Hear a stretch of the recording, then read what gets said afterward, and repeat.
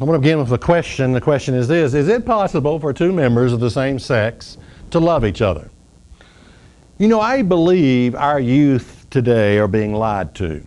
I believe they're being lied to by the media. I believe they're being lied to by Hollywood, the movies that are put out, the tabloids, the men's magazines, the women's magazines, the talk show hosts. I believe they're being lied to and told a bunch of hogwash. And what they're told is this: if you have an affection or a love for a member of the same sex, you must be a homosexual or a lesbian. David is speaking. He says, "I am distressed for thee, my brother Jonathan. Very pleasant you have been unto me. Your love to me was wonderful, passing the love of women." Wow. I mean, this is something else. David is saying the kind of love that he had for this man actually surpassed the love that he had for women. Now, my point is this: David and Jonathan were not homosexuals, but the love that David had for Jonathan surpassed that of women. So why would anyone buy into the lie that is destroying our youth today? That just because you have a love for a member of the same sex that surpasses that of, let's say, heterosexual couples, that you must be gay. Why would anybody fall for that nonsense?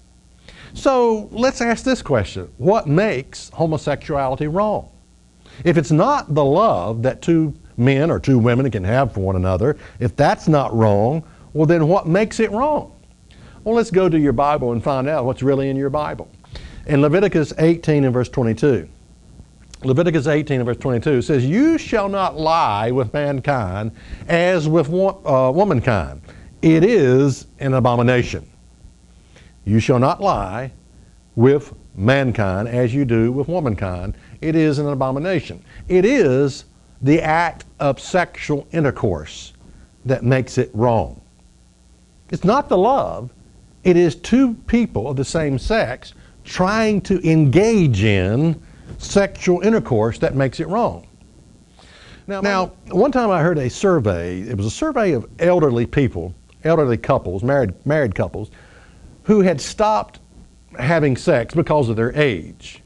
Now I know that sounds strange, but believe me, I think the day is probably coming for all of us. In Genesis 18 and verse 11, it says, "Now Abraham and Sarah were old and well stricken in age, and it ceased to be with Sarah after the manner of women." In other words, Abraham and Sarah had stopped having sex. And anyway, in this survey, they asked these elderly couples who were no longer able to have sex about their love for one another. And what they discovered is that their love had not faded. Oh, sure, it was great when they were younger and they could have sexual relationships. It was a wonderful thing. But their love had not faded. If anything, it had gotten stronger. That sex was, while it is an expression of love, it was not something necessary for love to exist. That it is possible to truly love each other without a sexual relationship.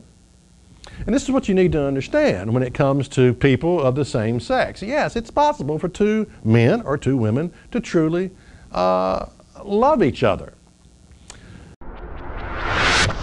Is that really in the Bible?